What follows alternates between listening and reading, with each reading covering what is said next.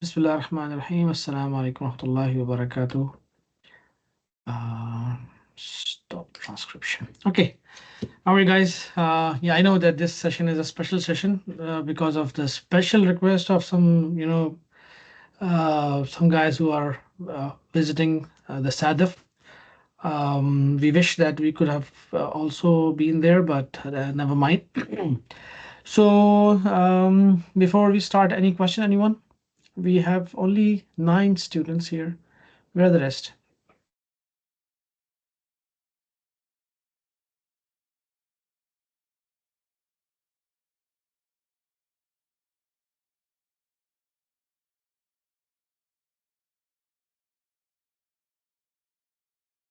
All right.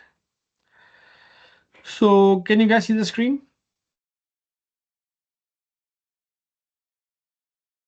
Can you guys hear me? Yes, Doctor. Yes, We see. Doctor.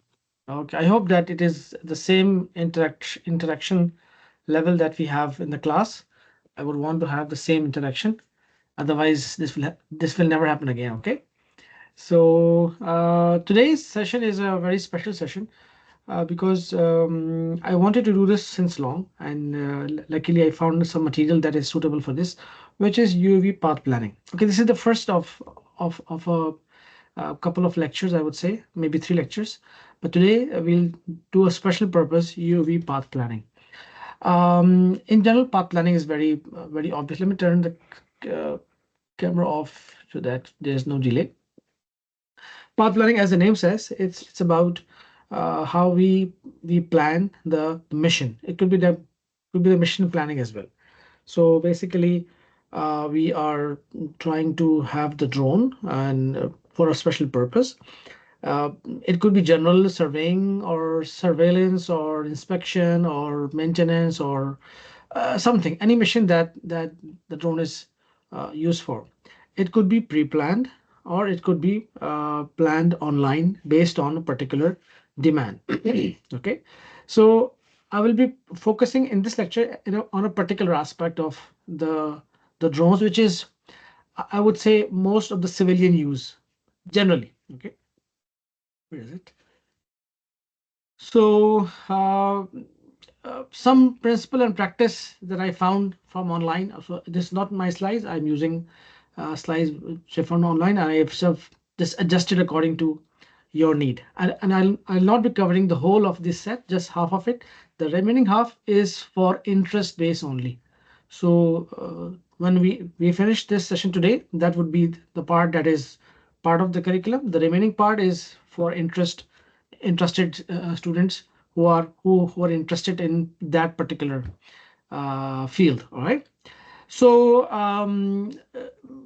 so like looking for a particular focus, we will have to investigate what are drones capable of in terms of maneuvering and in terms of carrying the payload. All right. So in terms of path planning, we'll have few questions. The why, which is, do we need flight planning? Do we need a mission planning? Do we need a path planning for this? Then how? What are the principles of flight plan design? And especially focus on this that I'll discuss in a while. Then the what, the software to perform drone flight planning. Since we are, of course, using the drone, of course, we'll do the software as well. I will touch the software uh, just a bit today and in the next week's session, inshallah.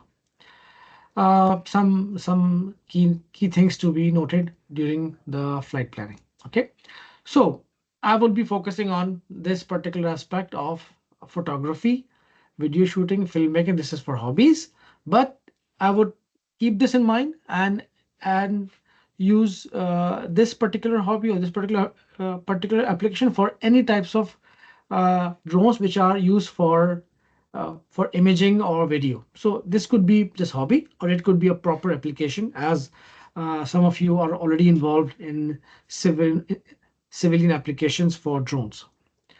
All right. So the selection of drone would depend on what type of imaging that we want to do. So we know that there are two types of drone as such: quadcopter or the multicopter. it could be for small scale purposes, for small area mapping, because relatively easier to control. Like everyone can fly this one. It resolution well depends on the camera, but also the maneuvering part as well. We can like slow down and slowly capturing the images. That would also in a way increase the resolution. The other one is of course the fixed wings. This is for large area coverage, producing maps, and not just the normal maps but also the 3D maps as well. And this has more stability, but it needs a particular height. As we know already that fixed wings require a particular height and particular speed to be flown. You can stop me wherever you want. You can just like the usual class. So I don't want to have this class as not the normal class, and that's let me turn the camera on as well. It might not be looking okay. Can I swap the screens? Where is it? Swap displays. Okay, so at least I'm looking at you now. All right, so these two are the things, and depending upon what we are looking at, we can select the drone. Okay, so uh, so this is like general mapping, general scanning, general taking images, but this could be, my room is light sensitive. Okay, so it could be an orthophoto mosaic. You know, mosaic are the floors that we have the tiles, and we put tiles by tiles, or we put some stones together to make a floor. So this looks like this looked like a floor, but this is not one image. This could be smaller images. If I can try to zoom, where is the zoom? You can see that they are like even uh, like smaller images. If you can see, take a look at this part. This is a small square here, small square here. So they are like part of different pictures put together to make a bigger picture. All right. It could be a point cloud or 3D model. So a point cloud is using a particular type of camera, particular type of imaging device that throws light, and then it gets a reflection, and based on that, those distances will make a point cloud. I think we'll touch this in this lecture as well. And digital elevation. So the difference in this figure and this figure, if you can notice that this part is actually this one. Uh, can someone tell me what's the difference in this one and this image? Other than the size, what is the difference in this image and this image?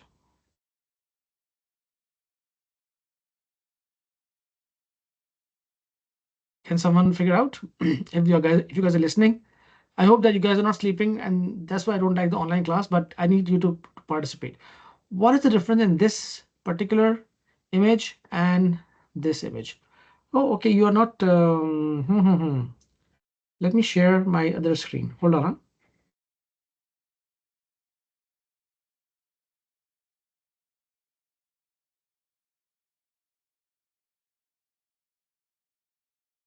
Okay, so I think this is more. Okay, now, guys, please, what do you think? The difference in this one and this one? I need an answer.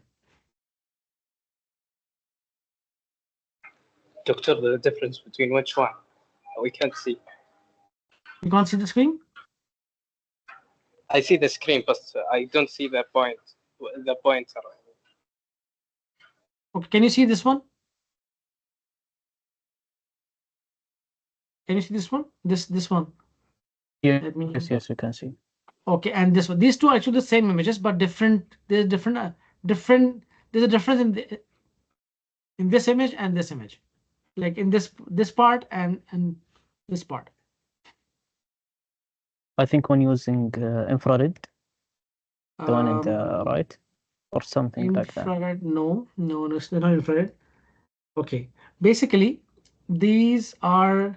This is a normal image, RGB, red, green, blue image, and it's not because it has red, green, blue, but it is like the normal image that we see, normal that we take from mobile phone. This one is considering the distance, or actually it is generating a picture, an image with heights as well. Heights. So you can see maybe this one is the deepest and this one could be the highest. So the colors are reflecting the height from that particular ground level to that. So you can see that these are roofs. These are roof of a building. That's why they're red. They're the highest in this one probably, and maybe the green one is the lowest or something. So this is giving you the elevation from the deepest point. So this could be one application in which we can create a map that also has the elevation included into it. So if there's a mountain, it would be like dark red, and if it's a deep shallow ground, it would be either yellow or green maybe. That's the difference. But so this is how we can use the drones to create such maps. How? Because the drone just has one camera only. But as you can figure out from these gaps here, the one camera is taking one picture at a particular point and multiple pictures at multiple points. So this is what we're going to learn today. So we need to make sure that our drone captures images at the right time in the right place.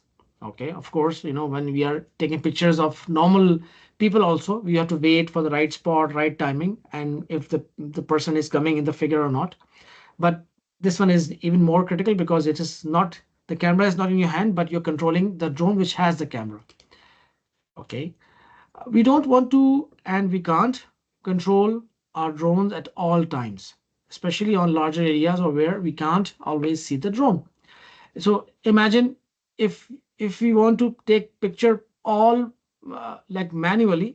So basically this particular image, I think this could have easily 1,000 or 10,000 images. So imagine just how hectic would that be. So we cannot do that. Plus, not always we have direct communication with. So what we need to do, we need to make sure that the drone can do this autonomously. Okay, and that for that the drone needs instructions, which will be included in the flight plan. All right. So we want to make sure that the drone is flying safely. So of course, in the flight planning, that's why we need to plan all of this. So these are the reasons that we need to have a flight plan. Any question on this? Come on. Let me turn the camera off. Any question, guys?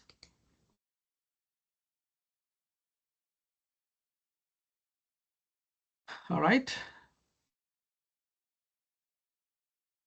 Okay, so short answer, design a flight plan. So why do we need a flight plan? We need a flight plan to do the inspection. So basically, if you can see that, this is the area that we want to map, and we are moving the drone in a way that it can take pictures and make the map, make a set of pictures that will create a map. But it is not always that simple. Okay, why? One of the thing is altitude, which is let me come to that.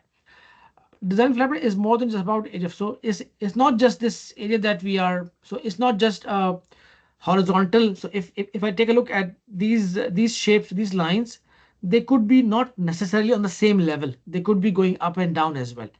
All right. So we'll see that in a while. Altitude, because of the altitude. So it's not just the area, but it could be the height at different levels as well. Do you guys understand or not? At least a thumbs up or something that would do.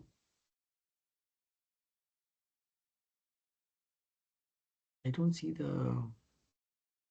Anyways, I hope that you guys are following.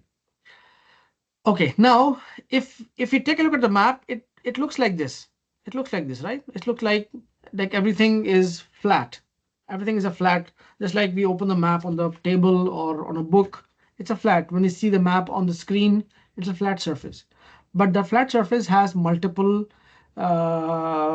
altitudes, multiple elevations, multiple heights, and sometimes they are high, sometimes they are low, like this. So this cannot be captured correctly if the drone is not moving correctly as well.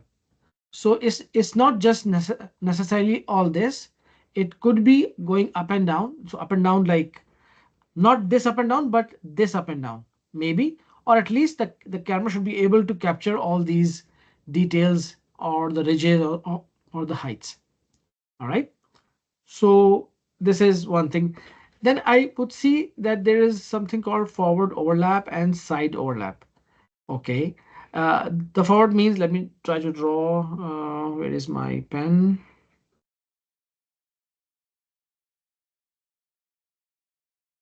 Okay, so the drone, this direction is this one. Okay, so there's one image here. Okay, and just to differentiate, let me take another color, maybe green, and one image here. All right. So what is happening? It's not just that we take the image, suppose here, for example, I'm making it here, for example. Not very good.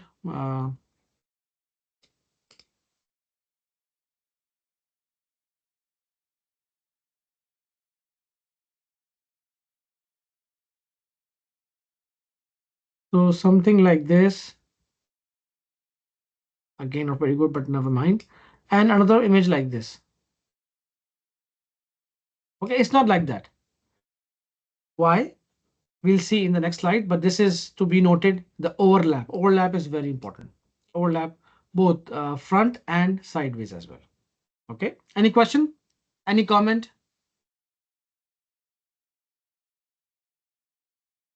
All right, so we'll come to that. We have this image.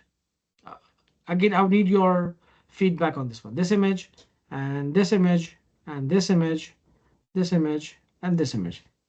Do you see any difference in these?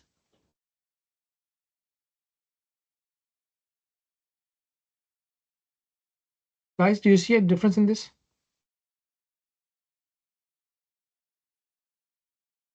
Anyone? The altitude only.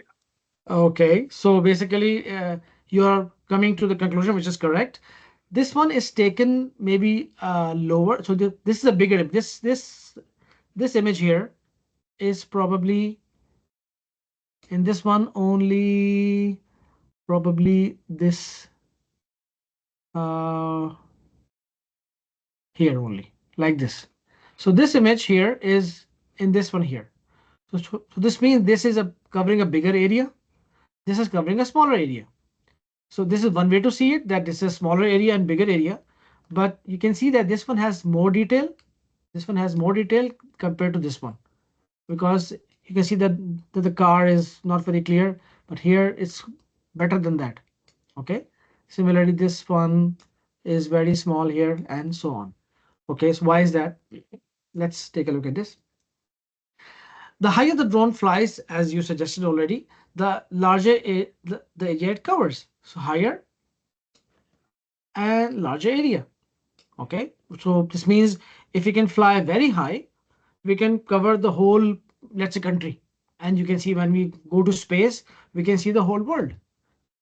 What's the difference? That if as we go higher or actually far from the surface, we're losing the details. So something like this, if it is flying at this height, it would be covering some area. If it goes higher, bigger area, even higher, bigger area, even higher, bigger area, or even higher, further bigger area. Okay, but what's missing is less details. If you fly higher, the details are less. Just like we see things when we are very close to some object, we can see some small part only, but we can get more details. And if you go far, we have lesser details. So the size of the image will be the same. Let's say, for example, the height of the image. Okay, by the way, when we take the image, we see it like a rectangular shape. It will have a width and a height. Okay, so when we'll go for imaging, we'll see that it has width and height.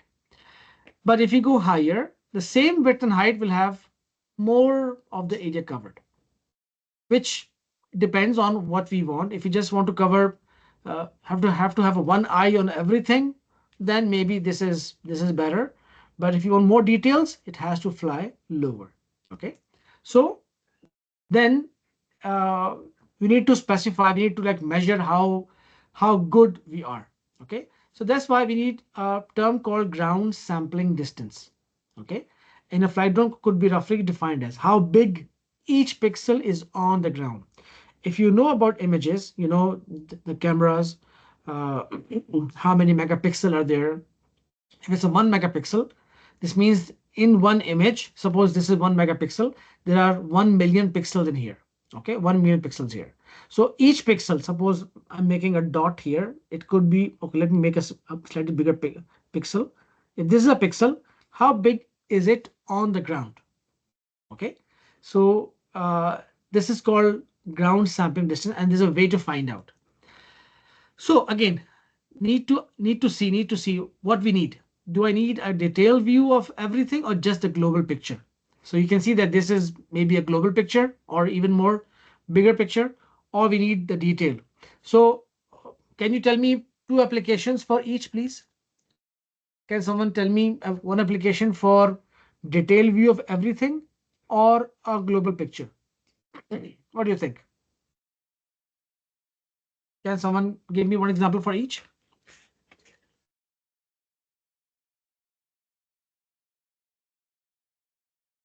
Wake up, wake up.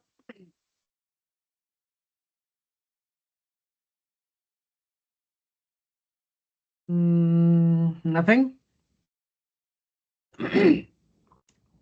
That's why we don't have online classes. Okay, if suppose, for example, we are searching for a person, let's say who is moving, a person or a car. So in general, just to see if there's a person here, there's a car there, we can go for a global picture in which we can first find out if there's a car there or not. Okay, so this could be a global picture. But if you want to see who this person is, or what car is this, or what is happening, or what is he doing, then we need to have a very detailed picture. This means that for general search, we can go for a global picture, but for a specific search, we'll go for a detailed view, which requires a different GSD. We'll come to that. What is that? So if this is the drone camera, so assuming that these lenses are in the camera on a drone, which is at a particular height, okay, and it is scanning the ground. Okay, we need to find what is the ground sample list, how to find this distance. I'll tell you I'll tell you what that is. Okay, so we need to see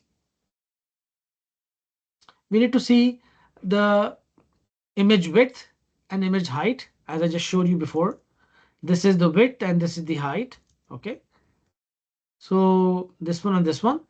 What is the sensor width and sensor height? Okay, so this is the sensor or the camera width and height.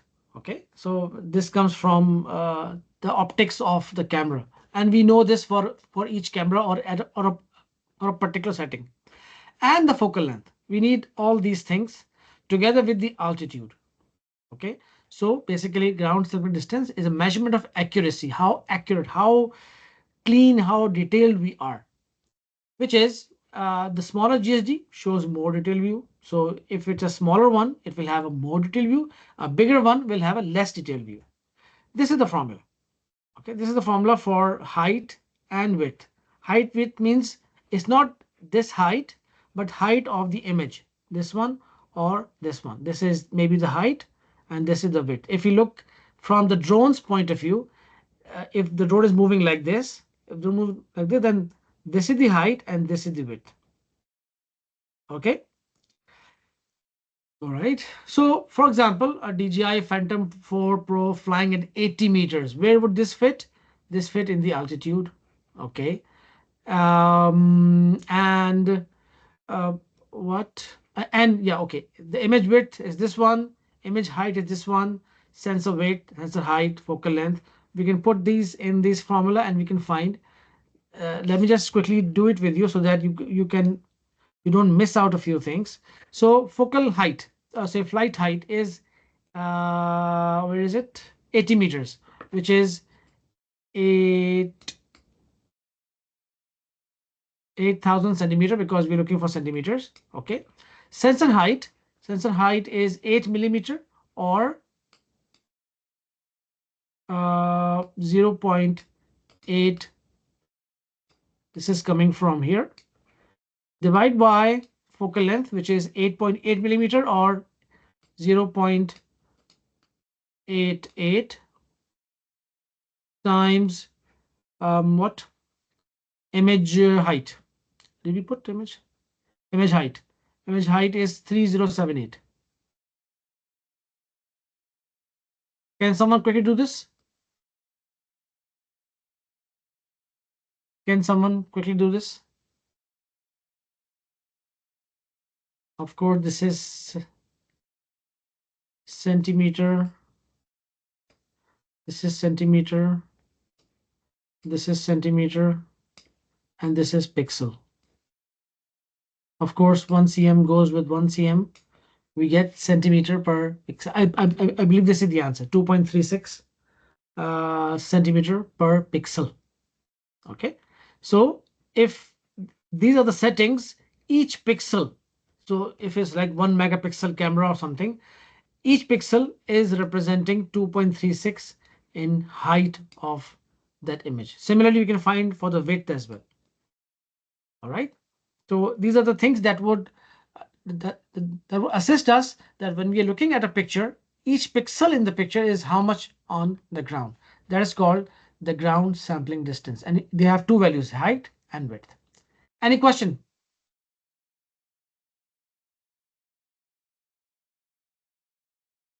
Any question, guys?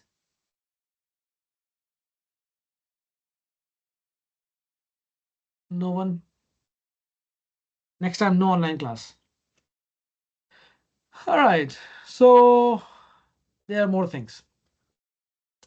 If you want to have a good seamless mosaic is, when we put image together with another image, together with other image. So it's like putting like the tiles on the ground. We have one tile, next tile, next tile. So we put this tiling and put them together. A seamless means that there is no gap in between the two tiles, mosaic.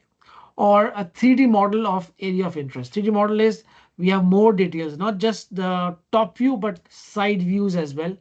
Side views in which we can in a way rotate, just like we do in the CAD model. We can rotate the objects. We can do the same thing with the 3D model of the area of interest. AOI is area of interest.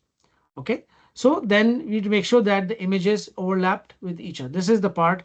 So not just the GSD part, in which that is giving the details, but also the overlap is important. And you can see in this one that, as I showed you before as well, this is the point where it took the first image and then the second image. And you can see that this is my first image. And let me change the color.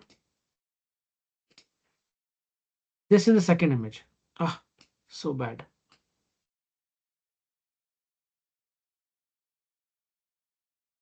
What do we see? We have a common area which is overlapping. Okay. Okay. Can someone think about why do we need the overlap? This is very important to understand. To take more than one angle. Okay, but why do we need more angle? To create the 3D model.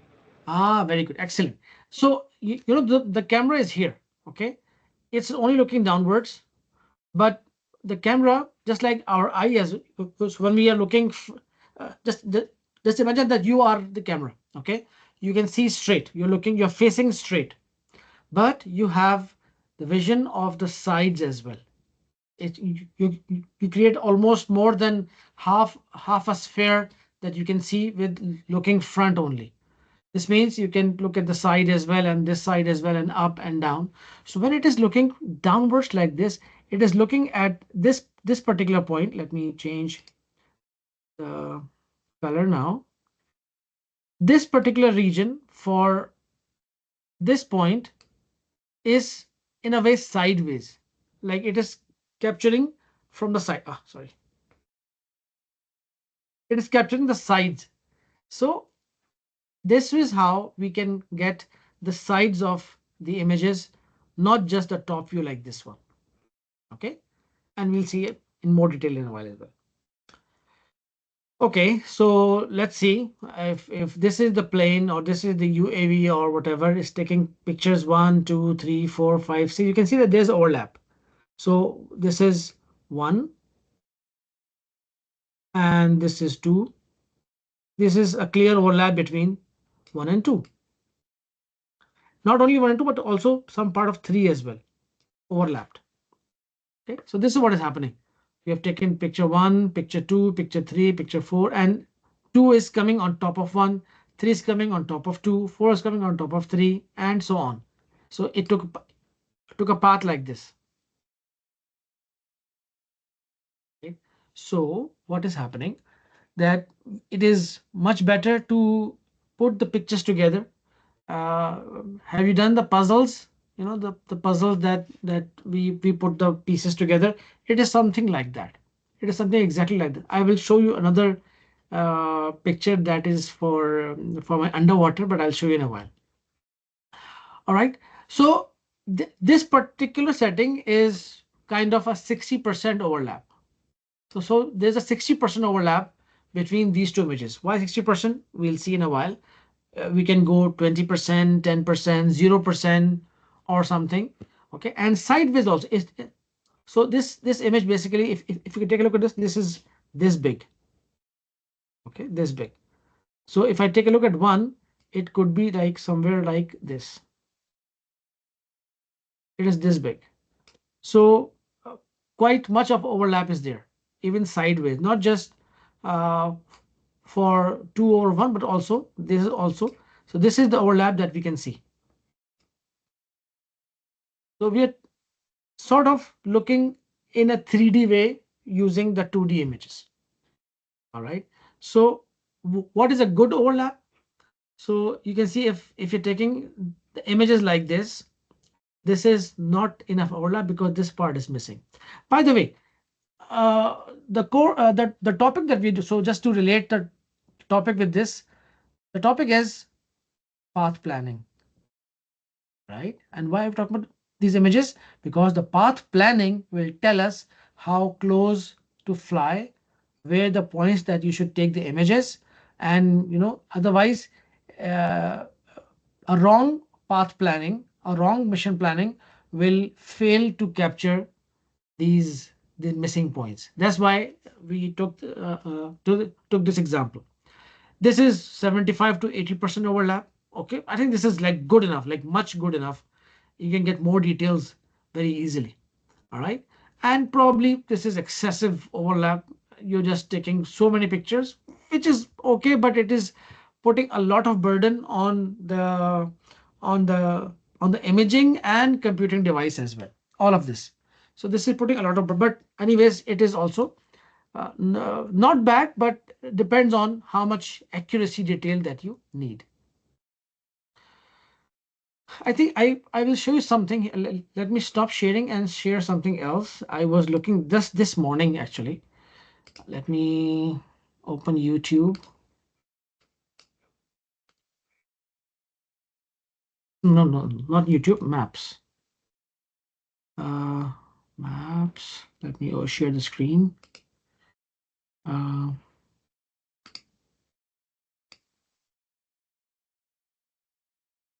Okay, I was watching a match this morning. Cricket match. Don't get surprised. Okay, so this is the Melbourne Cricket Ground. This is in Australia. Okay, so you can see that this is the top view. All right, and you must have used the 3D one as well. So generally, what do you see in 3D? It's like a tilted version of this. But there are few places they have put special details. Let me just go to zoom into, suppose this tower. This is here. Okay, this is a light tower. Okay, so looking from the top, you cannot see what's on this side or what's on this side of the building, but you can see a bit as well, you know. And if I put 3D here, that's even better. How did they manage to do it? And it's not just this angle only, it is from all the angles. This means they have taken the picture from everywhere. You can see the sides as well, you see, which is not normally possible if the drone is just flying on the top only. You see, so what captured my eye was, I was looking at one of the towers. Here it has a number 3. This is number 5. I believe this one is number 3. Oh.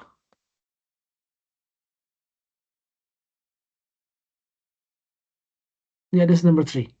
So when they were showing the top view from the drone, I was thinking that, can I see this? So basically, this is only possible because the drone has taken several rounds on the sides as well, so that all sides can be captured. This is number 1. Okay, you can see this means that the drone has taken picture from the side as well. Any question on this one? You understand? The match is going on in here. This is the cricket ground. God, how far can we go? All right, let me come back to the presentation. Where is it?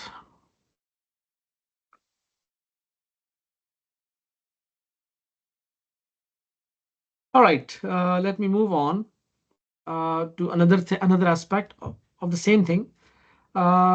This is a drone taking a picture with a 60% front and side overlap, side overlap at the height of 300 feet. Okay, so this is the images that we have captured. So one of the square is this one.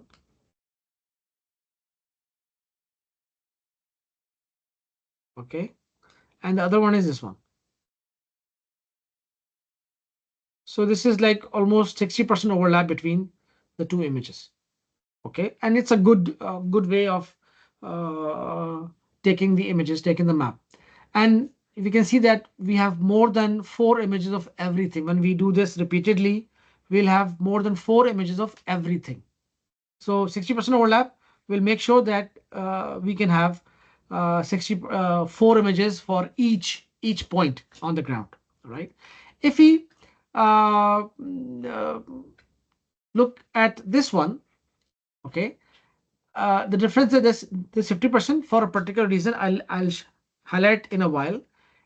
This point here, okay, it has 4. It's like approximately 4 images of most things, but because of this height, there is a smaller overlap here.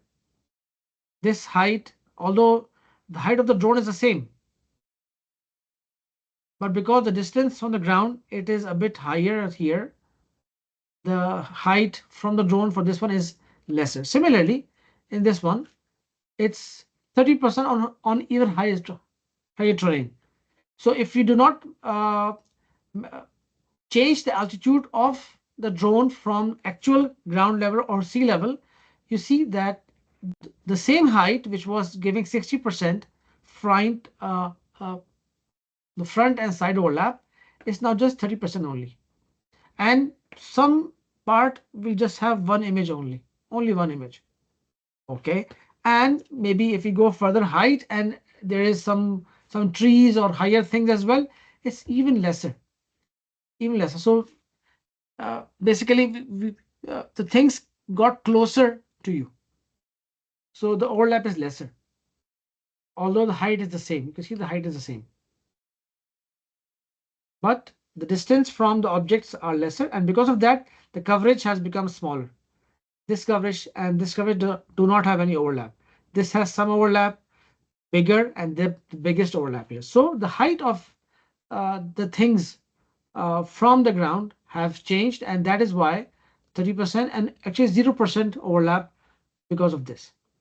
Okay, so this will result in a good stitch. Stitching, we put the close 2 pieces together and we stitch it. So we have one image, this one, and one image, this one. We put them together and stitch it. We just put them one on top of another. And when the things match, there are algorithms that can do that. But the drone part is to make sure that we have sufficient height, make sure that we have good GSD, the ground sampling distance, and this will result in a good map. If you do not take care of the heights and continue to the same height, you might be missing some data. There is no stitch between the two images. Any question here?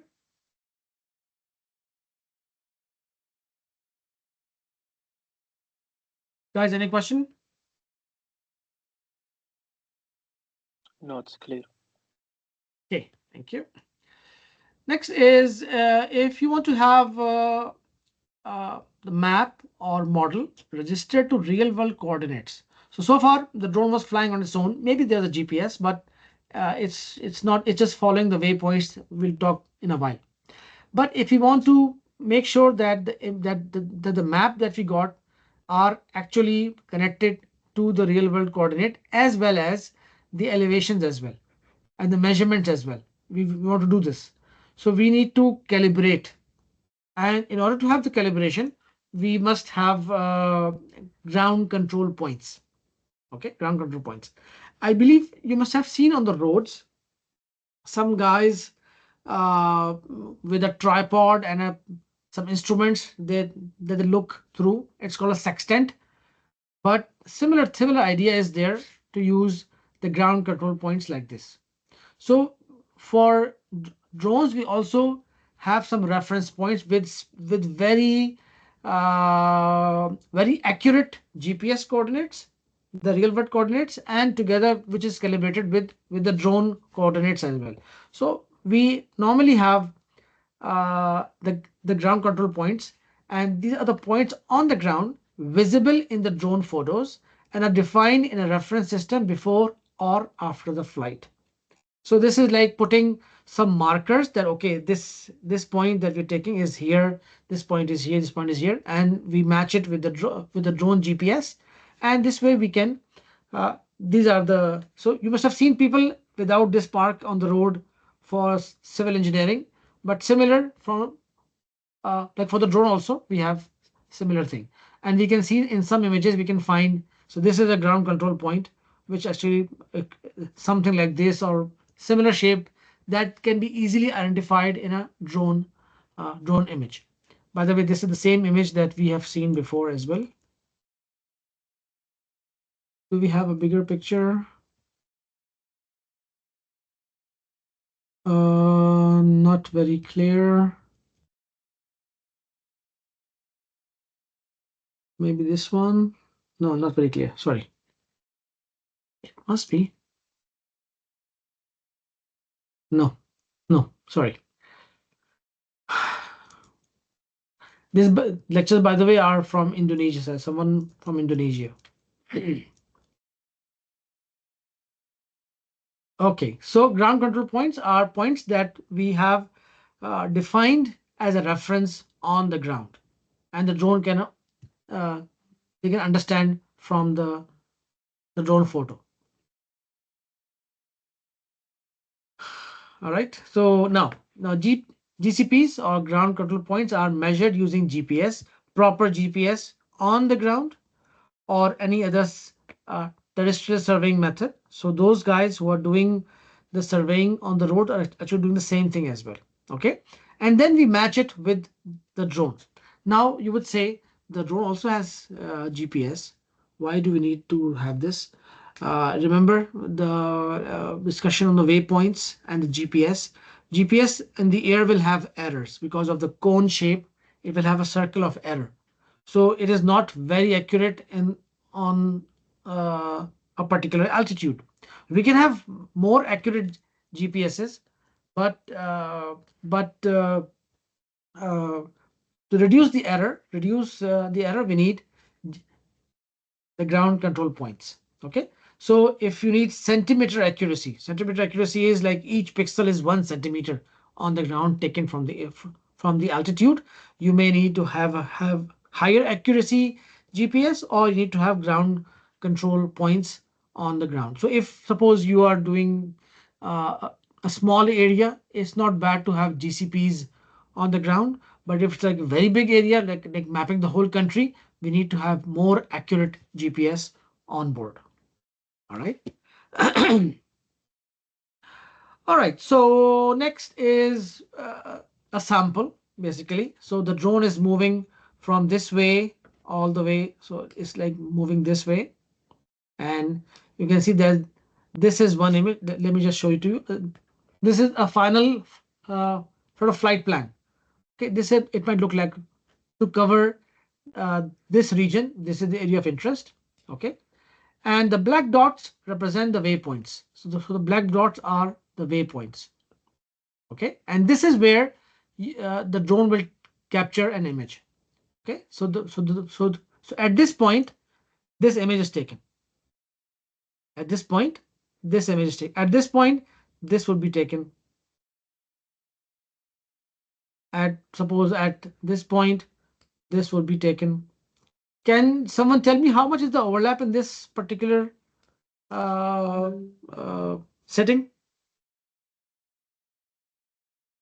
What do you think, guys? How much is the overlap in this particular setting in the front?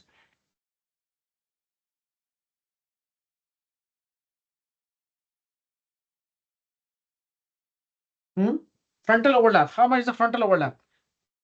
It's very obvious, by the way, almost obvious.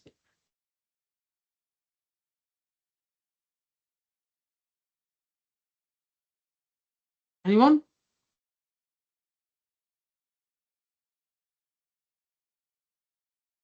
No one? It's Doctor, a 50%. Can you repeat it, please? My question is like in this particular setting, the waypoints that we have, how much is the overlap that you expect when you take the image on each waypoint? Each way here, here, here, here. How much is the overlap that you expect? Maybe 50%. Yeah, very good. It's almost 50%. So you see, it's like this image and consider this image. The forward one is almost 50%. Yes, you're right. Sideways is like quite less, maybe 20%, 10%, but front is 50%. Okay. Okay, so in short, we need to set the goal. What kind of end product do you want from the project? Because, you know, once again, we're talking about images, but it's all like falls back to the drone movement. How do we move the drone? Okay. Okay, we need to take an account into the area or the objects to cover. So how big is the area that needs to be covered? That is one factor. Desired accuracy or the GSD. How much is per pixel? How much is 1 centimeter? Flight height and flight path. Path is obvious because of the area coverage, but height is also important so that we don't miss. So the drawback of coming closer is we may not have the same overlap as expected. Going far is going higher is we might miss the detail. So that has to be taken care of. So we have to maintain a particular distance.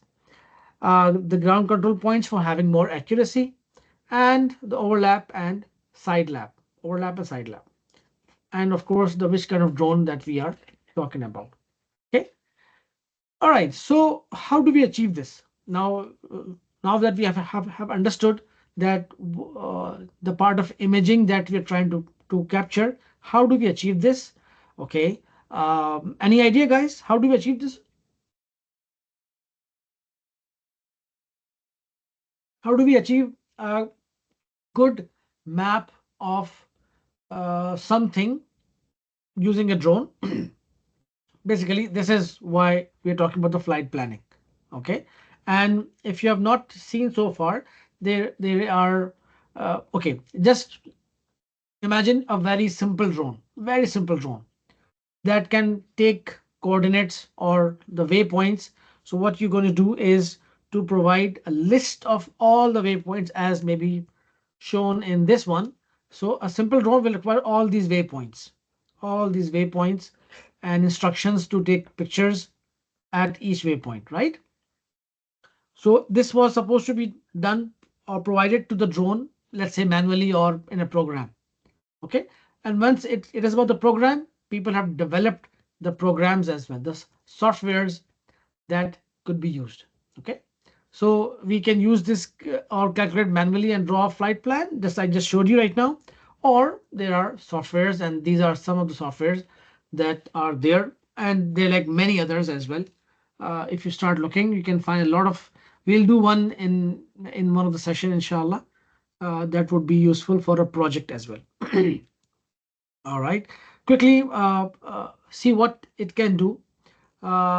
It can basically automatically automatically design flight plan based on user input parameters, elevation, overlap, area, coverage, uh, what points to cover, everything. Okay.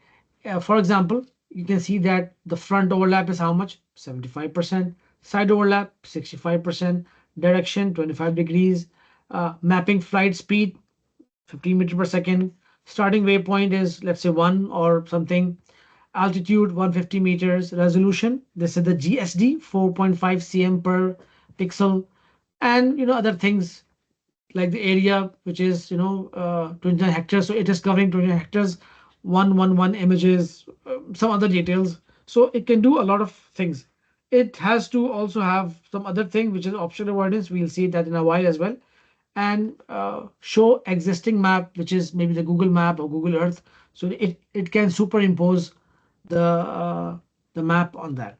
Okay. It calculates flight time, number of images, and the other calculations as well. Or it can do inspection.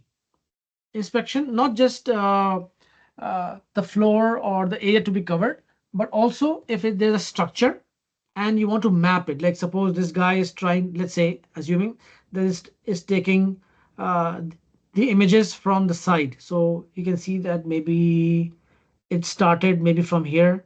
Okay. And then it goes all around, or maybe this one, up and down, up and down, and it's less rotating the drone all around and on the top as well.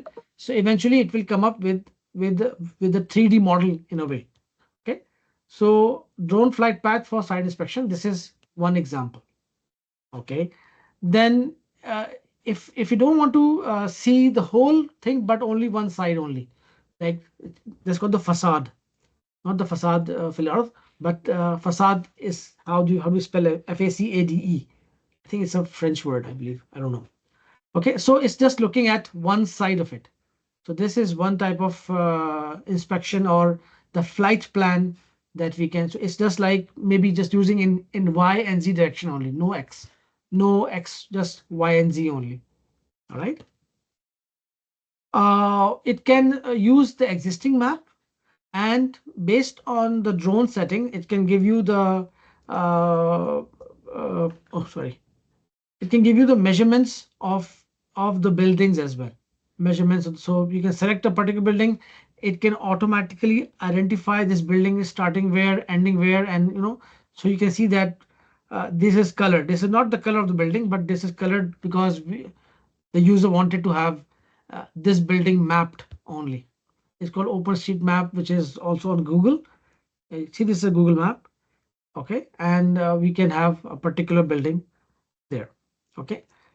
Also, the softwares have capability to avoid the obstacles as well. So, and that's why if you can see this particular one, where is it? This one, it is like following the trajectory, following the terrain, I would say, terrain. Okay, it's going like so like avoiding to collide, or so this is called obstacle detection. And you can see that sorry, if this is the part that it has to scan, it is going this way, and then coming by, it goes above and then comes down. Right. I have a short video that shows the capabilities of drones, and this is like in 2017. The one video that I was looking at in before was having a swarm of drones and just passing swiftly through the jungle. And you can see that it is taking the images and capturing the sides, also capturing the path as well.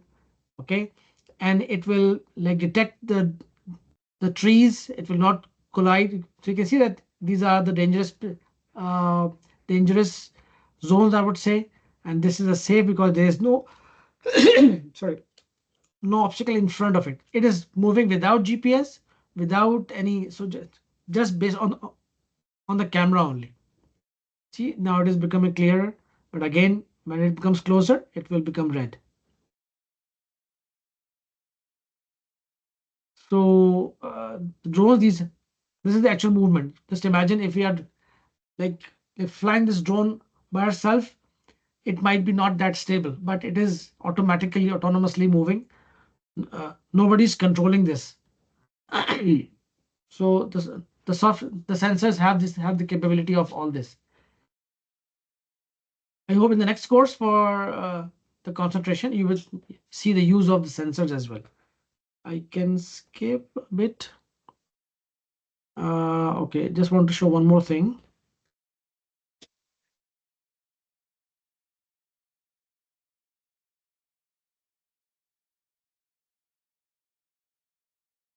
Just one more thing. Where is it?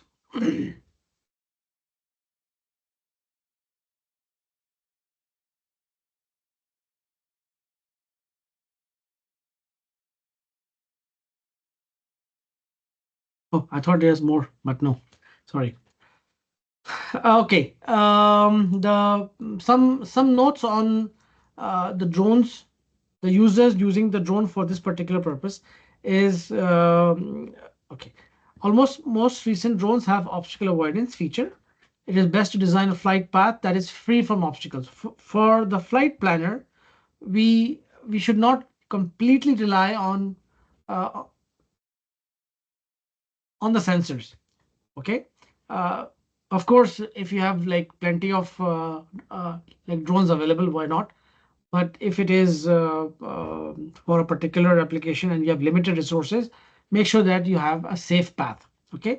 Uh, it remember that the drones are still, not very mature, although they are much mature than 5 years ago, but still need to be very careful.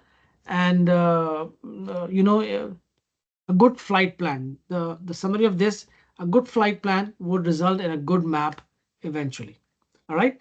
So I will conclude this lecture at this point, but I have a lot of more slides which are specifically for those who want to work on the drones and drone drone for surveillance, drone for sort of inspection. This is more of the image processing part that the drone softwares already have. The softwares have the capability of creating. This is a point cloud. This is a point cloud that is based on distances from the camera or the lens. So different types of. So this is the most most raw, and this is the most accurate, I would say, dense point cloud. Any question? Any question, guys?